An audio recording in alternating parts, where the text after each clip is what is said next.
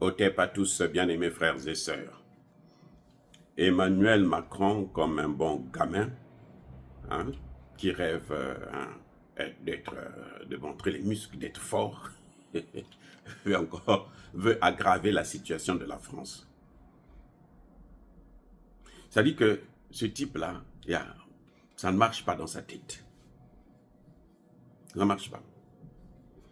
Son ministre des Affaires étrangères a accordé une interview à la chaîne BBC, la chaîne anglaise, et il dit qu'il n'y a pas de ligne rouge en ce qui concerne l'Ukraine.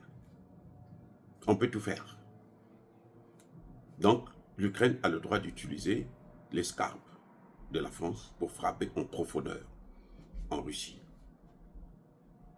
Écoutez bien, ça c'est le ministre des Affaires étrangères de Emmanuel Macron qui le dit. Et il annonce même qu'il est prêt à envoyer des troupes au sol en Ukraine. Ça fait longtemps. Et ils ne sont toujours pas partis. Ceux qui sont partis, Dieu seul sait où est-ce qu'ils se retrouvent actuellement. Je pense qu'ils ne sont plus jamais revenus. Leur famille, là. Il y en a un qui était parti, qui avait eu la chance de revenir, blessé gravement. Et il a dit, ah, là-bas, là, je ne dirai plus. Et beaucoup n'entendront plus la voix de leur famille à cause de l'erreur d'Emmanuel Macron. Un homme qui n'a pas de famille, qui n'a pas d'enfant, qui ne connaît pas ce que c'est que bercer un enfant. Parce que éduquer un enfant, élever un enfant, ça ne s'apprend pas à l'école. Ça se pratique. Tu fais des erreurs aujourd'hui, demain tu te rattrapes, ainsi de suite. Ça ne s'apprend pas à l'école. Donc Emmanuel Macron est en train de plonger la France dans une guerre que les Français ne méritent pas. Mais bon, les Français eux-mêmes veulent ça. Moi, je suis contre tout ce qui raconte. Nous, on n'a pas affaire aux Français. Nous, on a affaire à la politique française, à Emmanuel Macron ou quoi. Non, ce sont les Français. Emmanuel Macron représente la France. Quand Emmanuel Macron prend un acte, pose n'importe quel acte, c'est au nom de la France. Et les Français, s'ils ne sont pas d'accord, ils doivent se manifester pour le lui dire ou ils doivent le balayer. Depuis que Emmanuel Macron est là, il ne fait que partir de dérapage en dérapage. Les Français lui ont accordé un second mandat. Ça veut dire que les Français l'aiment, les Français aiment la politique qu'il mène. Parce que les Français n'ont pas voté Emmanuel Macron, mais ils ont voté la politique d'Emmanuel Macron. Écoutez-moi bien. Donc, ceux-là, surtout en Afrique, on veut faire de l'humanisme, on veut montrer que nous, on aime plus les gens que les autres. Non! Personne n'aime les gens que les autres. Non. Eh oui. Personne ne peut aimer son bourreau. C'est pas possible. À moins qu'il soit fou. Donc, quand les gens vont vous dire tout le temps, nous, non, nous, on n'a pas affaire aux Français. Hein. Les Français, chez nous, ici, ils sont bien. Ben oui. Mais les Africains, en entendant, chez eux, là, ils sont pas bien. Parce qu'ils sont toujours stigmatisés. C'est sur eux qu'on jette toujours l'anathème.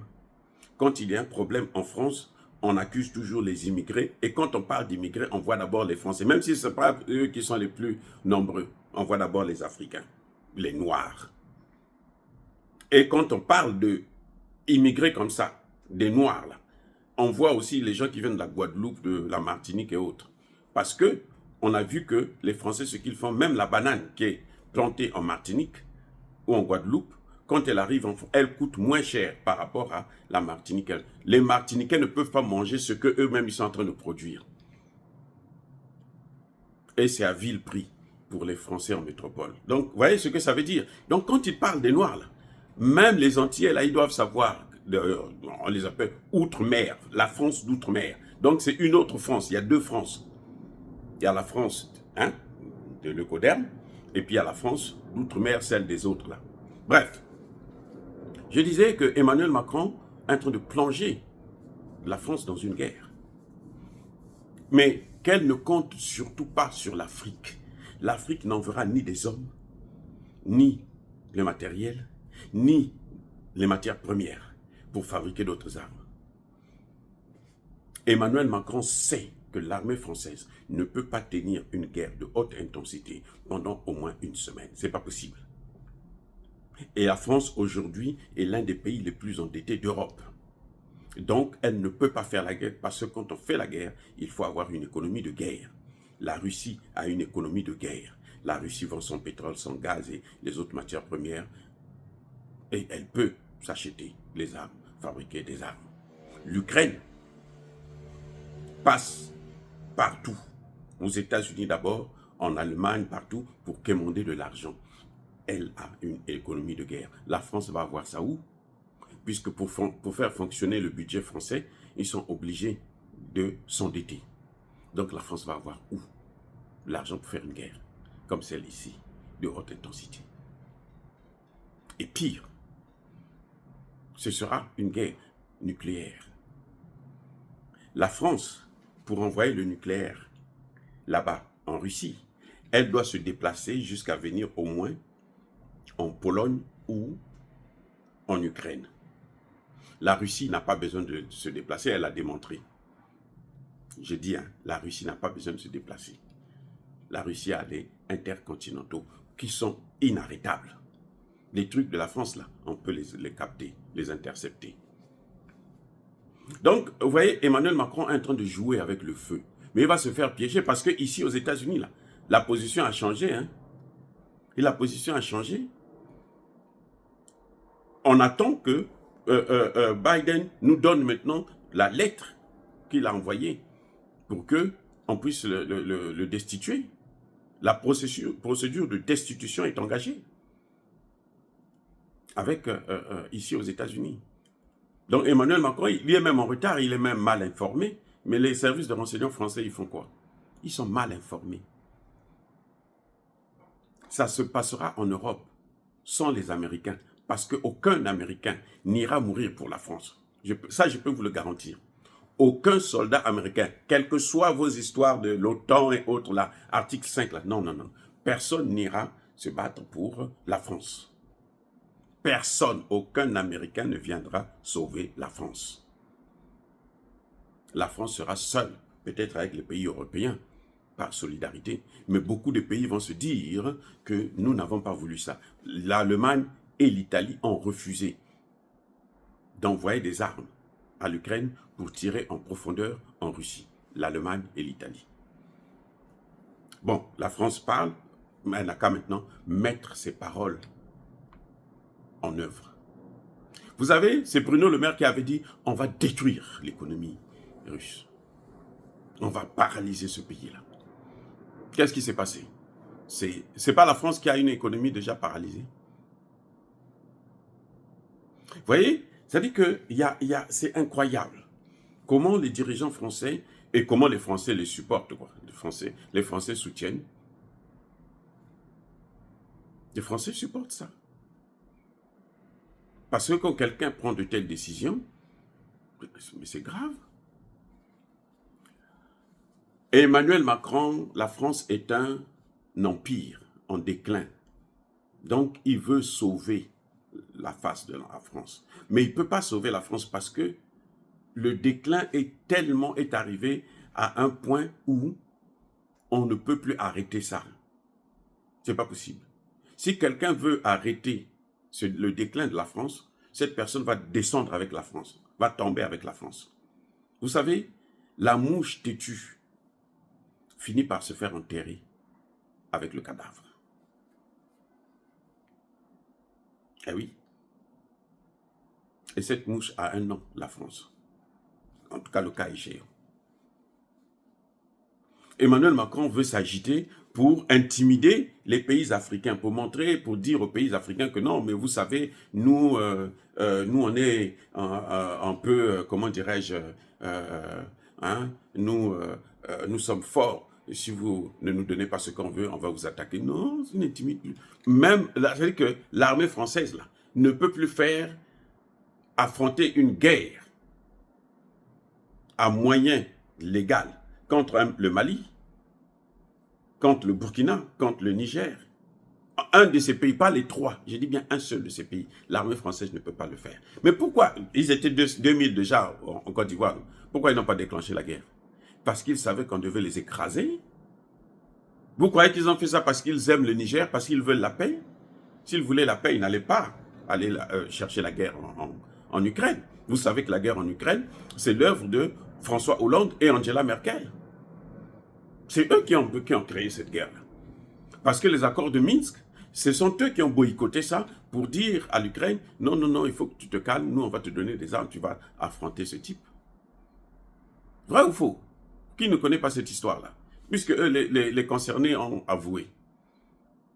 Donc Emmanuel Macron est en train de jouer avec le feu. Les amis, dites-moi que quelqu'un me dise en quoi l'Ukraine, la défaite de l'Ukraine est un danger pour la France.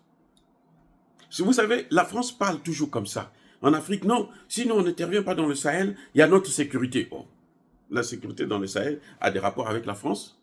Mais pourquoi vous avez amené la sécurité dans le Sahel? C'est vous qui amenez la sécurité, dit non. Et vous dites maintenant que non, cette insécurité-là, nous, on doit venir pour les aider. Sinon, nous, on aura des problèmes. C'est faux. La guerre en Ukraine n'a aucune conséquence sur la France.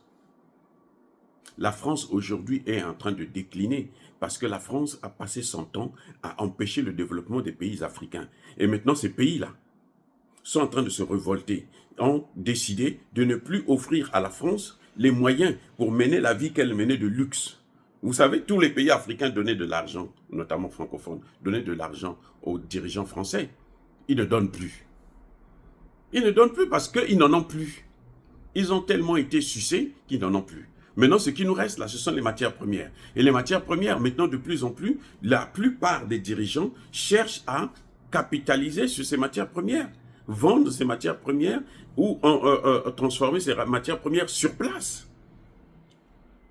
Et oui, si même le Congo démocratique aujourd'hui vous dit non, les matières premières, nous voulons que vous puissiez venir transformer ça sur place. Nous ne voulons plus envoyer ça chez vous, brut. Vous avez vu les Américains, voyons que les Chinois viennent prendre les matières premières, eux ils disent, nous on va venir les transformer sur place, pour contrecarrer la Chine. C'est ce qu'ils proposent au Congo là. En RDC, je ne parle pas du Congo-Brazzaville, je parle de la RDC. Parce que le Congo-Brazzaville, le pétrole et autres, là, tout a déjà été gagé pendant 50 ans ou 100 ans. Il n'y a plus rien là, il ne faut même pas se leurrer. Vous voyez? Donc, Emmanuel Macron n'a qu'à nous prouver que quelqu'un nous prouve que la défaite de l'Ukraine, c'est la défaite de la France. Ça aura un problème sur la France, ça aura des conséquences sur la France. Non. Et je vais vous dire une chose. Les négociations qui viennent là, avec Trump, qui ont déjà d'ailleurs commencé dans les coulisses, les vraies négociations, quand ça va venir, même l'Ukraine ne sera pas présente.